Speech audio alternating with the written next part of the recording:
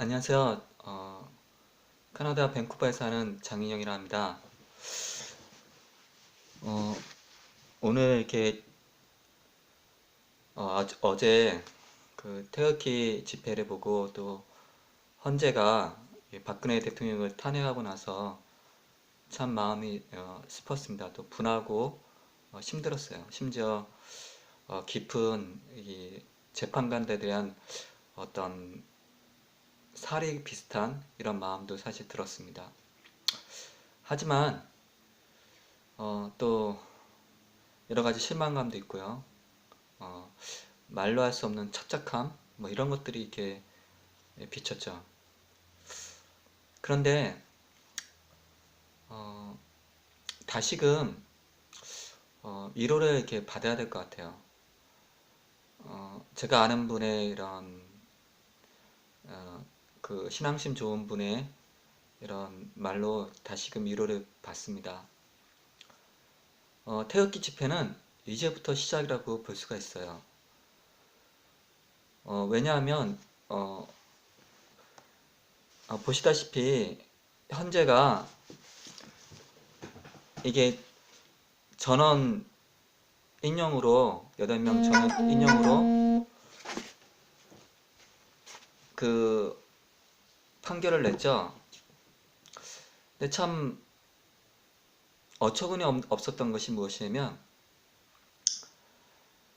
그 고용태 사건도 조사하지 않고 또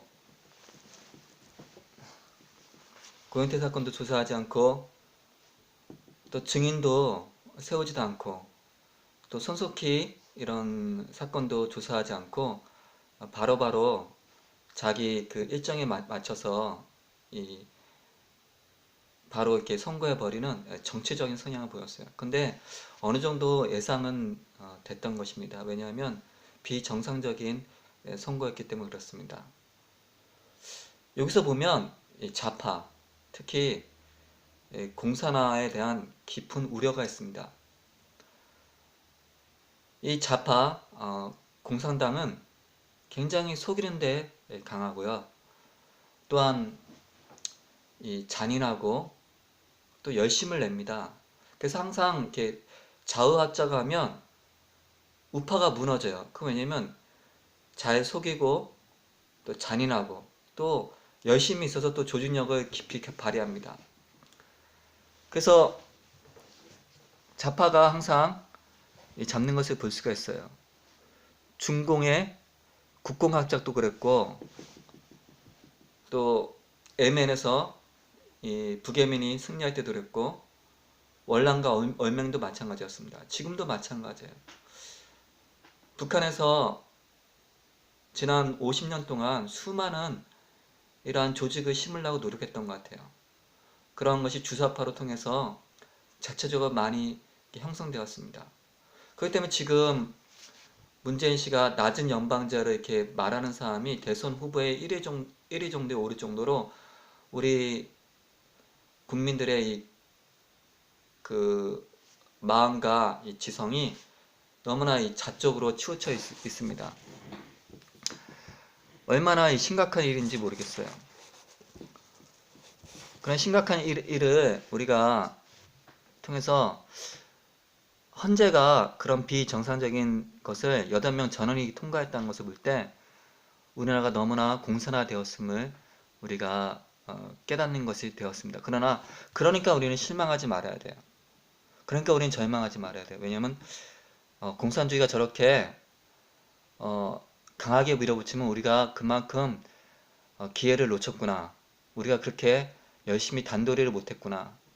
늘 이렇게 키워왔던 것을 민노총을 싹을 자르지 못하고 정교조에 싹을 자르지 못하고 그러한 것을 우리가 깊이 회개하고 다시금 열심을 내서 태극기를 들어야 될 것입니다.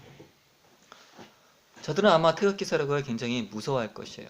그래서 건인이 그 국회의원, 뭐 국회의원도 좀 아깝죠. 건인이 그 여자가 뭐 태극기를 이렇게 드는 것을 이렇게 반대하는 법안을 냈죠. 누구 국민인지 참 어리석은 이런 국회의원인데요. 그러한 사람이 저 전라도에서 이렇게 국회의원을 하고 있단 말이에요. 호남 분들도 좀 이번에 각성하기 바랍니다. 특별히 기독교인들은요, 적화되면 가장 먼저 죽습니다. 호남 분들이 그 상처는 제가 알아요. 뭐 낙후되었고 박정희 시대 때 그렇지만 그런 한해 가지고 우리 민족의 이런 전통성까지 무너뜨리려고 그러면 그것은 자기의 상처를 안고 더 큰 죄를 짓는 그러한 일을 범하는 것입니다. 특별히 호남 분들은 이 김대중에 대해서 우상화를 버려야 되는 것입니다. 교회도 김대중에 대해서 잘 얘기하지 못하고 있어요. 김대중은 북한에 가서 우리 한국이 오랫동안 심어둔 이런 우리 조직, 휴민트를 상부에 그 김정일 정권에 주어서 하루아침에 죽게 한 이러한 원수입니다. 그러한 것은 유튜브나 또 탈북자 고위층을 통해서 알만한 사람 다 압니다. 그런데 그들은 호남 분들은 그런 길을 막고 그러한 것을 듣기 싫어하는 거죠. 그러나 이번에 이것을 통해서 우리는 다시금 태극기는 물러서지 말아야 될 것을 다시금 생각이 듭니다. 우리가 물러서면 공사가 이루어져요. 이제 한교안이나 김진태 그러한 분들을 통해서 대선을 만들고 준비해서 우리가 반드시 대선을 이겨야 되는 것입니다. 그렇지 않으면 적화되기가 너무나 쉬워요. 우리 언론의 힘이 얼마큼입니까? 언론이 그 언론 노동조합을 만들어서 이 주사파가 장악한 것을 볼 수가 있어요. 그래서 한 목소리로 박근혜 대통령을 쫓아내는 것을 볼 수 있습니다. 그리고 여러분도 아시겠지만 편파보도, 얼마나 심한 편파보도입니까? 태극기가 많이 나와도 보도를 잘 안하고 어떠한 비하하고 이러한 것들을 볼 수 있어요. 그럴 때 이 태극기 집회를 놓는 것은 우리의 마지막 생명줄을 놓는 것과 마찬가지일 수 있습니다. 저는 이 밴쿠버에 살고 있기 때문에, 카나다 밴쿠버에 살고 있기 때문에 가고 싶어도 가지 못하고 있습니다. 어떻게 보면 가족이 있는 것이 좀 힘이 드네요.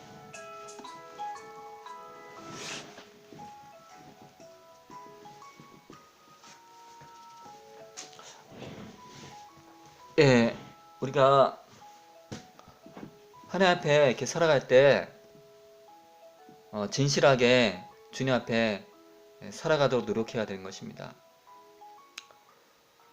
특별히 우리가 나아갈 때 이 좌파에 흔들리지 말아야 돼요. 좌파는 저렇게 조직적이고 또 오랫동안 공을 들이고 또 공산주의 특징을 받아서 폭력적이고 속이고 또한 조직적이고 또한 여러가지 이러한 실수를 이렇게 범하는데, 이러한 것들 우리가 깨트리고 부숴야 되는 것을 볼 수 있습니다. 자, 우리가 나아갈 때 이제는 태극기에 다시금 뭉치고 나가야 되는 것입니다. 저도 오늘 밴쿠버에 사는데 이 돈을 붙이기가 참 어려워요. 그 탕기국 국민자원본부에 300불 정도를 지금 지인한테 보내달라고 여기서 이제 거기서 막 은행끼리 이렇게 통화하고 이제 제가 부탁을 드렸어요. 저도 이렇게 뭐 이렇게 아주 이렇게 넉넉하게 사는 건 아닌데 그래도 멀리서 이렇게 아주 조그만 애국이라도 하고 싶은 마음 때문에 그랬습니다. 또한 우리는 힘을 잃지 말아야 돼요. 우리가 물러서면 무너집니다. 우리 보수가 힘을 내지 않으면 사람들은 잘 몰라요. 언론에 속아서. 그래서 우리가 작은 언론이 돼야 돼요. 그래서 김대중의 신화를 무너뜨려야 됩니다. 노무현의 신화를 무너뜨려야 돼요. 이 좌파 언론이 뭐 바보 노무현 이런 영화를 띄우고 이렇게 노무현을 신격화하고 김대중을 신격화하고 이러한 것들을 자꾸 이제 주변에 친구들이나 유튜브 통해서도 많이 나왔잖아요. 이번에 세월호 사건도요, 이상한 사건들이 많이 있더라고요. 세월은 어떻게 보면 박근혜 대통령의 실수가 아니라 어떻게 보면 좌파의 이런 조작도 있는 것 같이 보이는 그러한 내용도 많이 있습니다. 왜 갑자기 전원 구조가 되었고, 또 대통령이 가는데 교통사고가 나고, 이런 것들이 유튜브에 많이 나왔어요. 기획된 사고라는 이러한 정황들이 포착되고 있습니다. 아무튼 이러한 것들을 곳곳에 우리가 열심히 나눠주고 알려주고 그래야 돼요. 네이버나 대량 포탈, 그 조중동, 또 종편, 이런 찌라시들이 사람들을 이렇게 많이 오염시키고 이럴 때 우리도 적극적으로 사람들에게 얘기하고 홍보하고 그래야 되는 것입니다. 결코 물러서지 않은 전쟁입니다. 이 전쟁에 물러서면 우리는 저 월남과 같은 꼴이 돼요. 월남은 들어와서 수많은 사람들을 죽이고 또 정신개조소에 보내서 수많은 고통을 이렇게 시키고 모든 종교의 자유를 폐지하고 이런 것을 우리는 유튜브를 통해서도 알 수 있고, 또 월남 청정용사를 통해서도 알 수가 있습니다.